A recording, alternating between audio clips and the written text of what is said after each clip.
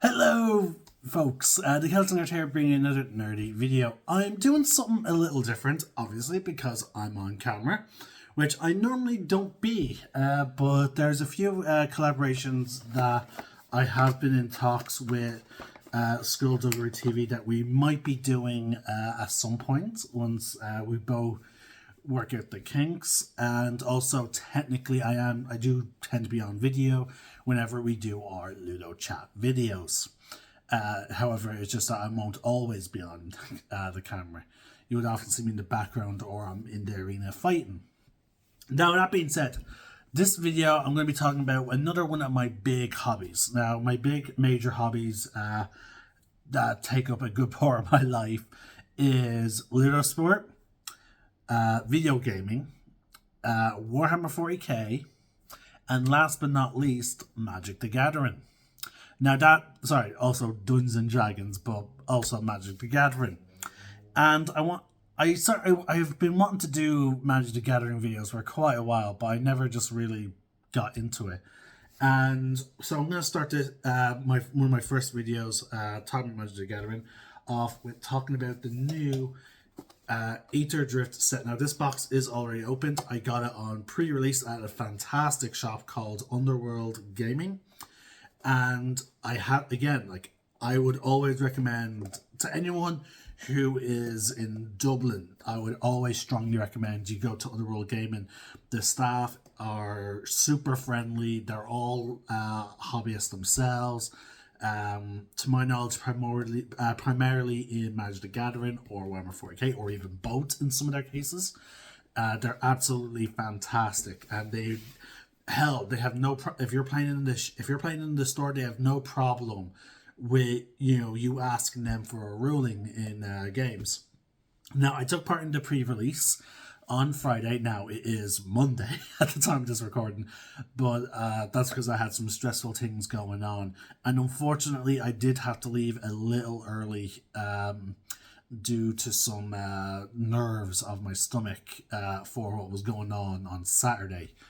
But they were nice enough to let me still bring home my drift box for the ticket that I paid for.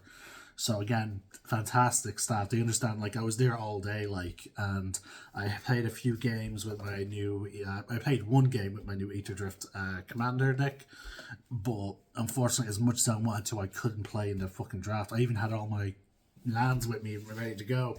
But anyway, this is not about what I regret on fucking Friday. This is me talking about my new deck. Now, I have not seen a good detailed... I've not seen the other new deck in action. Now, there are two commander decks with this set. There's Eternal Might, and then there's one that's built about all-around energy.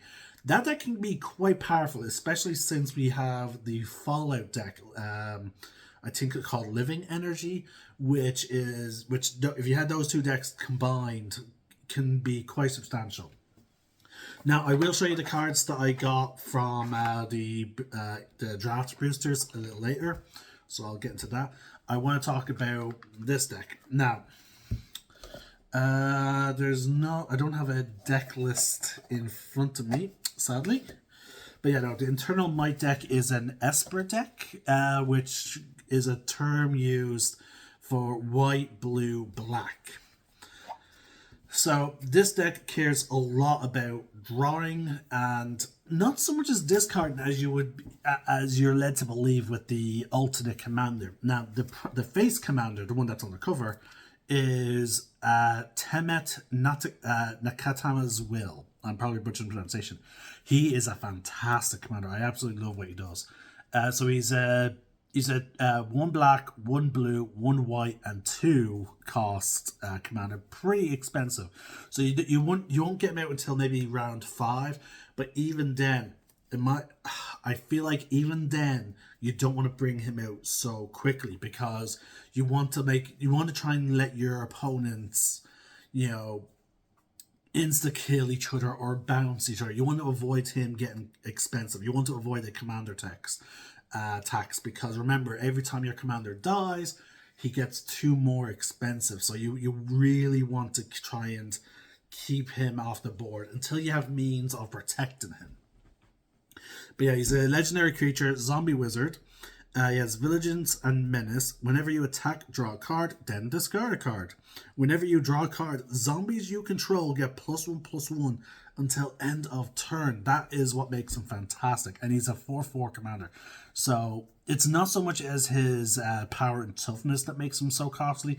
It's just his actual complete ability. Now, anyone who knows me at Underworld Gaming knows, like, everyone I play Magic the Gathering there knows I love my zombies. I absolutely adore my black decks and my graveyard shenanigans and all that. Now, let's see if I can find the alt commander real quick, because again, I have played, as I confess, I played a few games and they're asleep. I went to a grey because it was like, it's a nice, like, light black, like shade. It's a light shade that sort of balances out the fact that it's a white, blue, and black deck. So let's see if I can find him. Wow, he was buried deep in this deck. I am not looking. Oh, there he is. Okay. So the alt commander is Hashatan Scarab's Fist. Now, he is pretty good. His ability is a little more difficult to pull off, which is why I would always keep him as an alt commander and not as the primary commander for this deck. With Temet's ability, he is much more reliable. But anyway, Hashatan, I'll go into why I would prefer Temet a bit later. But Hashatan Scarab's Fist is a 2-cost commander, which are fantastic. I've an Assassin's Creed themed 2-cost commander deck upstairs with Ezio Auditore da Firenze, who is 1 black, 1 colorless, and he's just fantastic. That deck runs very quickly because of his primary ability and the fact that he's so cheap to play, and he has Menace. Now, Hashatan is a legendary creature zombie wizard. As I said, he's a 2-cost, a 1 and 3. Now, that's pretty useful. His ability is, whenever you discard a creature card, you may pay 1 blue and 2 general. If you do, create a tapped token that's a copy of that card, except it's a 4/4 black zombie. So that's it. That's all. That's his only ability. So quite useful. Again, one of the things that I do love that he does that I've seen as a trend in other zombie decks is you exile the card to get the copy pretty much back. But no, not in this case. In this case, let's say he was my commander and I had Temet in my hand, I discard Temet. Temet is normally a 5-cost, but I can reduce that down to a 3-cost with Hashatan's ability. I paid a 3 mana. I bring out a copy of Temet, and Temet is still in my graveyard, ready to go if I have some other recurrence in my deck. Which typically black decks do have 1 or 2 methods of doing that. So the reason why I keep Hashatan not as my face commander is just because his ability is a little more tricky to pull out. Now that again, like, you do want to bring out I'm just separating some creatures right now just to give you his examples.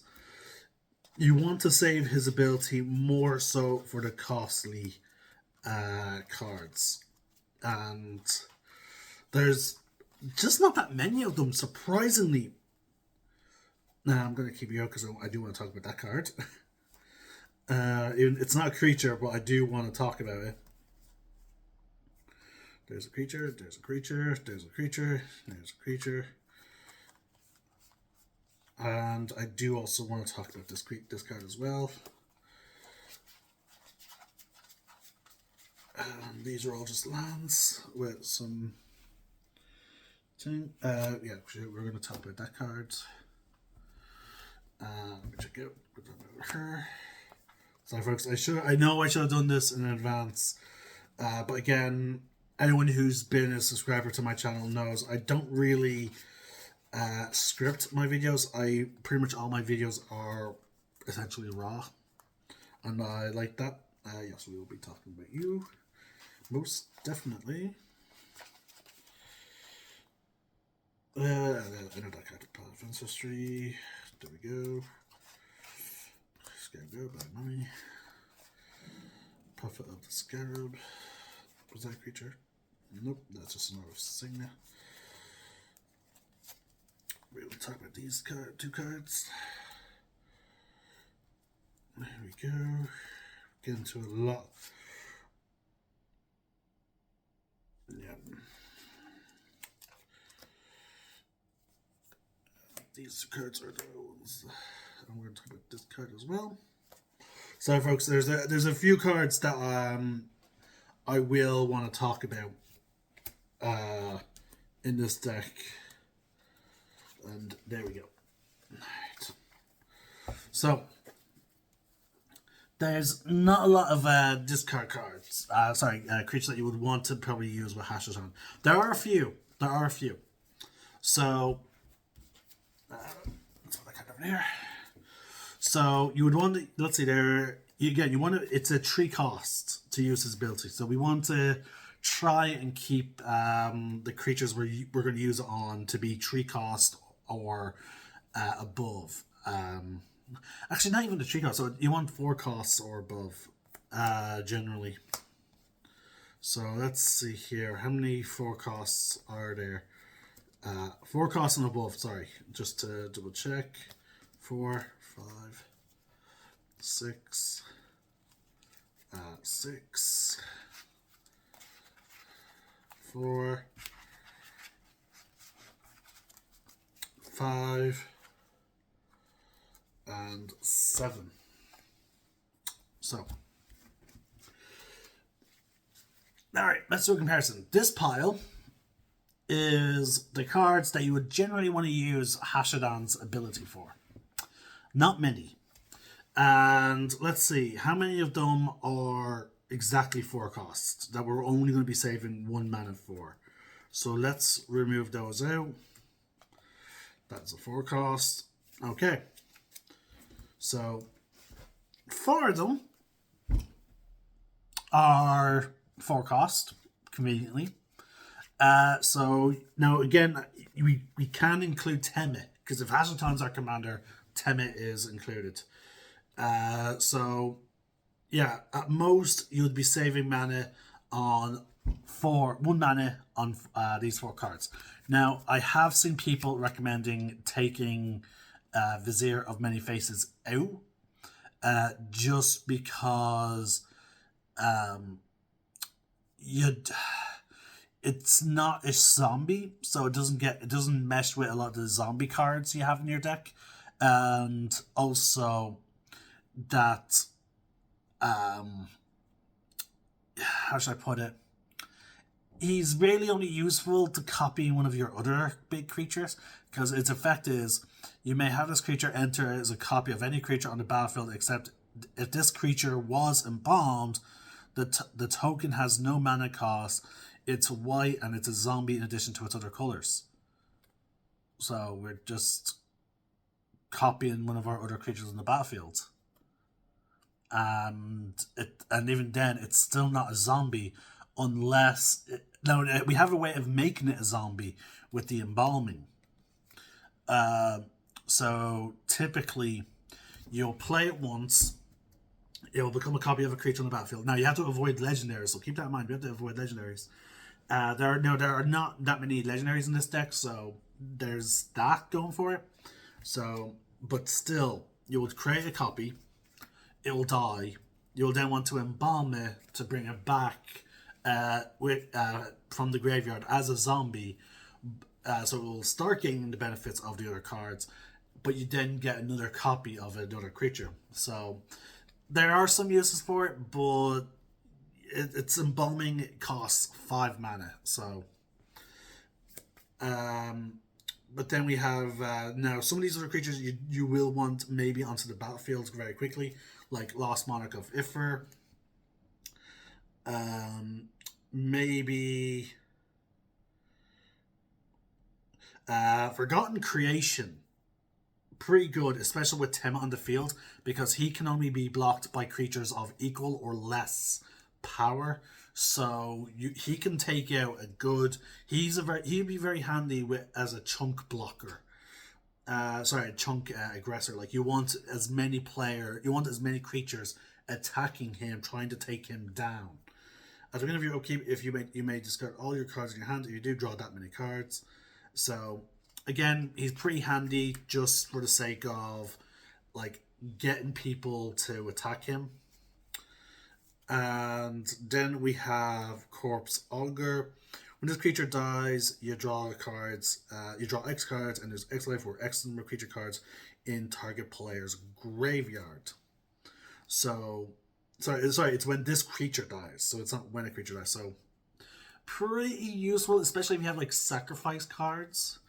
But yeah, we don't really want to use Hashaton's effect on them all that much.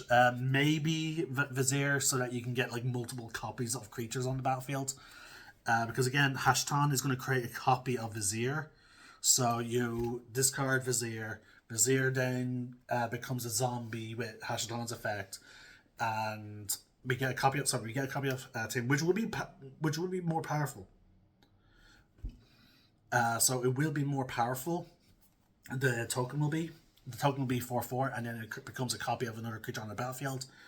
And then now we won't be able to get any special benefits from that, but maybe there's some massive token generation there with the Vizier of Many Faces.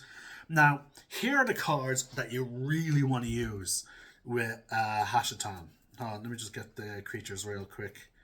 So 6. I would argue these are the 6+ cards that you really want to use this effect on. Rot Hulk. Definitely. When this creature enters, return up to X target creature cards from your graveyard to the battlefield, whereas X is the number of opponents you have. So the more opponents on the battlefield, so the more opponents in play, the stronger this becomes. Definitely, especially if you're again, they stay in the graveyard, folks. They don't get removed.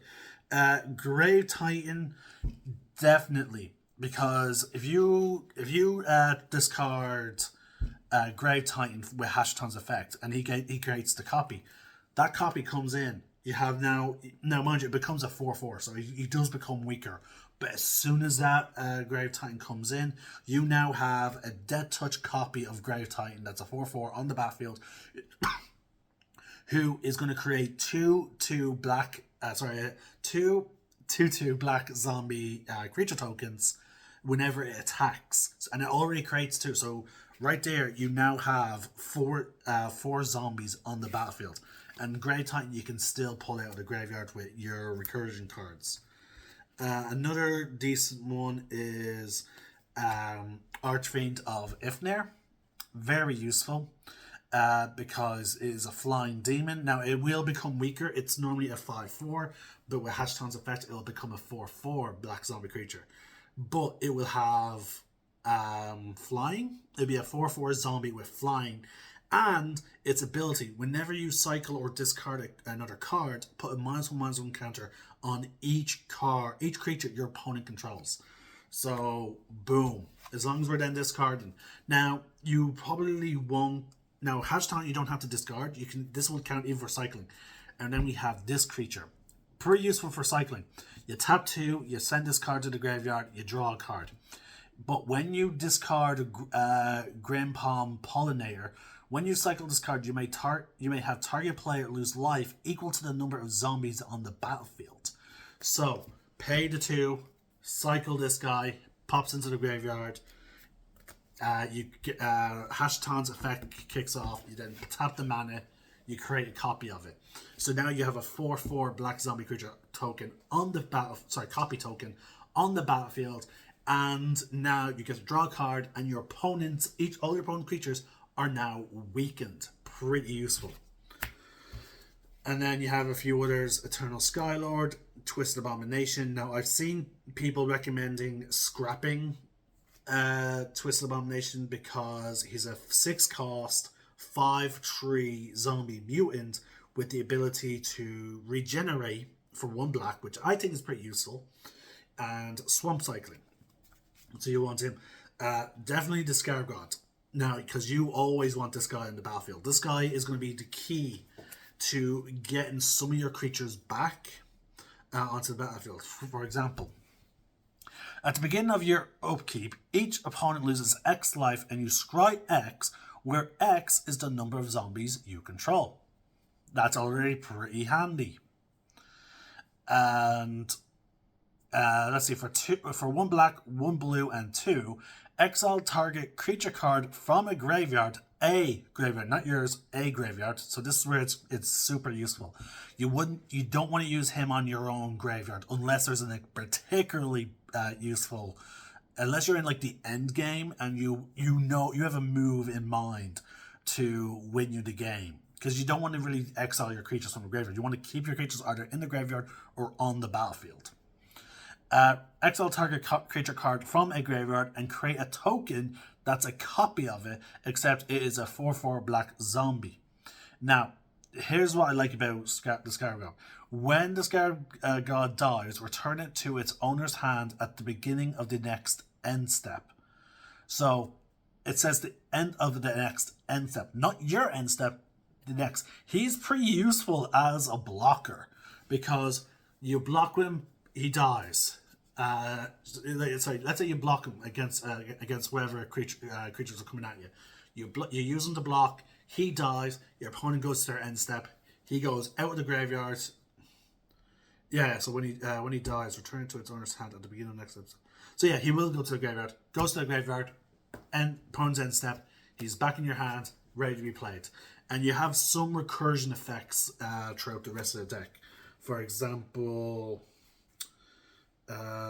you have God Eternal Octa, who creates tokens based on when a zombie enters. So yeah, you want that. So they're the creatures that you would really want to use with Hashatan. But again, let's compare it to the pile of creatures that you won't use the effect on. Hold on, just make sure, because I saw a few enchantments in there. So, okay, it's not. It's about equal almost. So, forgot about the Archery Fair. So here we go. This is the pile of creatures that you wouldn't want to use it on because they're cheaper. They're 3 or less. So there you go. Nope. And then here's the other one. Yeah. So they're about like they're not about equal. One is significantly larger than the others. So there you go. And there are a lot of creatures with cycling. So let's talk about Resurgence, because that's what black decks tend to be about. We had Hashatan with his Resurgence ability, which kicks off when you discard a card.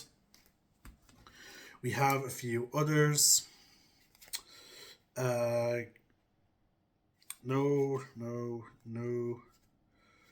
We had the Scarab God. We had Lost Monarch of Ifir. We technically... we have Raw Hulk.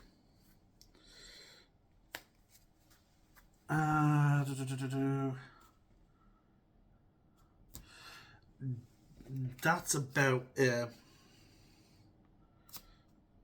Okay, I'm gonna count this as well. We have Unholy Grotto.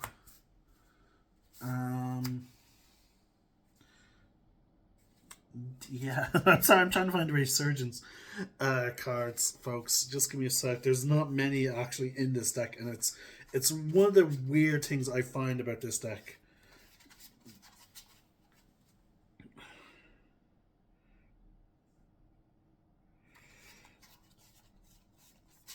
Yeah, these are mostly just lands. Does he get you? That's not Resurgence. Yeah, nope. Nope.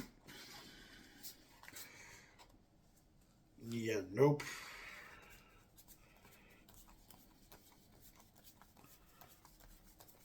And that's it. No. Okay, so we have very few resurgent cards here, folks. We have now. This one is the most reliable. Unholy Grotto, very reliable. You pay 1 black and you tap this. Put target zombie card from your graveyard to the top of your library. Simple. Very simple, very reliable. As long as your opponent doesn't then make you mill. There's a lot of draw cards in this deck, folks. So, like, chances are you use this, you'll probably end up playing a draw card. Or if the face commander is your commander, when you attack any creature, it doesn't have to be him that attacks. It can be any creature. You can have a zombie token attack, and you'll get to draw a card. So very useful.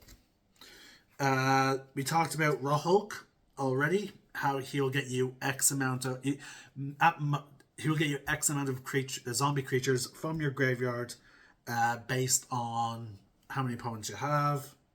We talked about Scarab God. It's light recurrence. I'm not a fan of the way he recurs. Is the fact that you have to exile the original from the graveyard. I'm not a fan of it. I prefer like metas like these two, where it's just like literally just states return the creature to your hand, library, or battlefield. We have Lost Monarch of Ifnir. At the beginning of your second main phase, if a player was dealt combat damage by a zombie this turn, mill 3 cards, and you may return a creature card from your graveyard to your hand. I like that. Then we have that's it. Sorry. We have God Pharaoh's Gift, which is another type of recurrence card. Again, it's pretty much like the Scarab God. You, at the beginning of your combat on your turn, you may exile a creature card from your graveyard. If you do, create a copy of that card, except it is a 4/4 black zombie that gains haste until end turn. Now, this one costs no mana to do, but I'm still not a fan of it. Again, I'm not a fan of the exiling the creatures from the graveyard. I want to keep creatures in my graveyard at the most. Then we have Liliana, Death's Majesty. For her +1 effect is create a 2/2 black zombie creature token, and then you mill 2 cards. So 2 cards go to your graveyard. I have no problem with that in a black deck. Her -3 ability is return target creature card from your graveyard to the battlefield. That creature is a black zombie in addition to its other colors and types. Now, commanders tend to be gone very quickly. So you could risk her +1 effect to get like 2 blockers for her. But chances are, if she's on the field, your opponents are beelining it to her. They're going to attack her like so quickly. So there we go. So that's why, in my opinion, I would never have Hashatan as the commander of my deck. He'll always be a supportive role for Temet. Now, there are a bunch of ways. Now, there are very little zombies, non-zombies in this deck, folks. Sorry. I've already talked that there's 2 here right in front of me. We have Angel of Sanctions, Timeless Dragon. We have the Archfiend of Ifnir. We have Grave Titan. And we have Vizier of Many Faces. And I believe that is it. Let me just double check. Zombie. Yep. Wait. Ah, here we go. 17 of wits. So, I don't know why I put that in the pile. So we have about 1, 2, 3, 4, 5, 6. We have 6 cards that are not zombies to begin with. So they will not inherently gain Temet's Will. But we pretty much all of them except for these two. These four can become zombies when you use their effects. Now, this is when they die, and their effects are pretty much the same way. You internalize them, which means you exile them, and you basically create a 4/4 weakened version of them. So it's embalming and internalize, and I believe embalm and internalize are the same thing. Let me see here. Internalize, I'm not going to read out the cost. Internalize, exile this card from your graveyard, create a token that's a copy of it, except it is a zombie with no mana cost. Internalize only as a sorcery, and then embalming. Exile this card from your graveyard, create a token that's a copy of it, except it's a white zombie angel with no mana cost. Embalm only as a sorcery. They're exactly the same thing. The only difference is the flavoring, because Nico Bolas is no longer the ruler of Amonkhet. So instead of internalizing, which is when he coated them in that blue metal, they're now just becoming mummies. So there you go. So these four have the effect of becoming zombies. Now, I have seen people recommending all four of these creatures are actually on the chopping block for most players. I've seen most players being like, no, I would just actually get rid of them. I don't want them in the deck. Whereas with Grave Titan and Archfiend of Ifnir, they're okay to keep in. There was a card, Mask something. I took it out of the deck almost immediately. It's a card that turns all your cards in your graveyard, in your hand, in your deck, on the battlefield. It turns them all into shapeshifters instead of zombies. Now, shapeshifters have all creature types, so it does gain the benefits of Tamet and all the other effects. But people are like, that's in the deck where only 6 cards are not zombies. No, it's not worth it. So I actually replaced it with Wand of Orcus, which is super useful because this has the potential of creating loads of different zombies. Sorry, loads of 2/2 black zombie creatures. Tokens. Now, as you can see, folks, this deck leans heavily in just overwhelming numbers against your opponent, as well as draw mechanics. So that's why it has a lot of synergy with, as usual with white mana. There's a lot of synergy between the cards. There's a lot of cards powering each other up. That's where you get the white. There's a lot of just zombie horde fashion cards with some resurgence. That's where you get the black. And then there's a lot of draw mechanics where you get the blue. And you see that throughout the entirety of the deck. Now, this deck card is also recommended to be cut as well. Commence the end game, where you draw 2 cards, and then you have to amass based on the amount of cards in your hand. And I've seen people say that's not worth it, because depending on to get at most a 6. Actually, at most maybe it depends on how much cards you have in your hand. If you have 7 cards in your hand, 9, I guess. But I've seen people recommend that against this card as well. But this deck is all about building up a zombie horde, start drawing cards to then unleash a boosted zombie army. So that's why there are some cards on the chopping block. Now, I have a bunch of cards that I'm thinking of adding. I'm going to be getting people's opinion. Let's see here. Did I put? Yeah, I pretty much put them all into my token box there. This is the. I have a small little mini deck of cards that I'm thinking of adding in. For example, I'm thinking of replacing the Liliana with Liliana's Death's Majesty with Liliana Death Mage, because Liliana Death Mage has up for a +1 return, up to 1 target creature card from your graveyard to your hand, and I feel that's a bit more better. Get some of my bigger creature, more effective creatures back into my hand and ready to be used, rather than nah. But I have a bunch of cards that I'm thinking of adding into it. Wow, this video went on quite a bit now. Let me talk about how my game went with this deck. It was a 4-person commander game. One, two other people were using precons. Sorry, the other two people were using precons, and however, one of my opponents was using a 20 to 25 cards upgraded version of Ting. So yeah, the power scaling was pretty off. But I did get a good sense of how the deck runs. I got to see it. I was able to amass a zombie horde.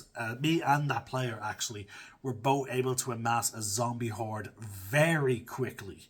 Neither of us ran Hashatan as our commander. We kept with Temet. Now, he had a few better cards than me to generate more card draw. And yeah, it was just really powerful.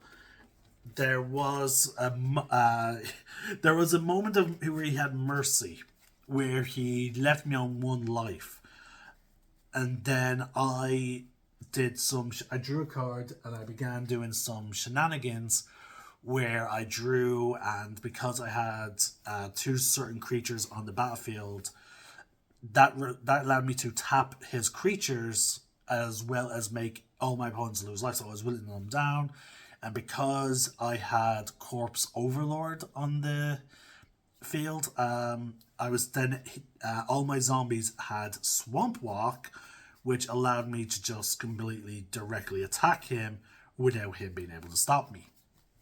So yeah, I was able to take him out there after he showed me mercy, but I was quickly taken out afterwards because my opponents, the other players were like, "Yeah, no, you're the next big threat here, and you're on 1 life. We cannot afford to just ignore you, because your army is getting a bit way too big there."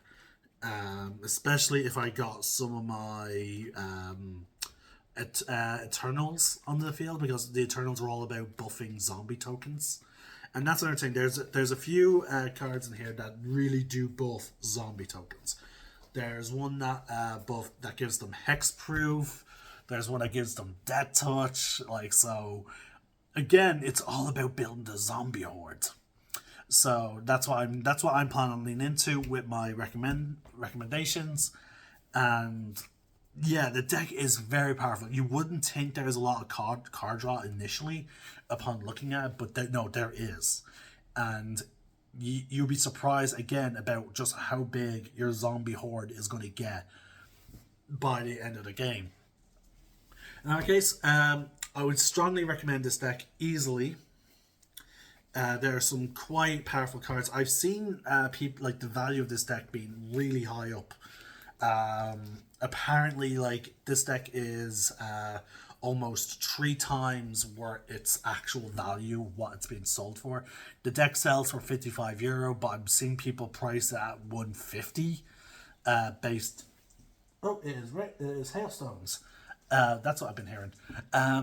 But yeah, no, the deck can eat, the card value is easily 150. Now, because some of these the valuable cards are in a precon, I imagine their value might dip a little bit because there's going to be ease of access to them due to the precon. So I wouldn't be surprised if that 150 drops by maybe a good amount. But I doubt it'll lose all its value. So it's a lot. Now, unfortunately, because of me talking about the 2 different commanders and the shenanigans you can do with them, I'm noticing we're going way over time. So I will probably do another video where I show the cards that I got in the draft booster, and we'll just see how things go. And in our case, I'm the Celtic Nerd. Sign out. One name, one sky.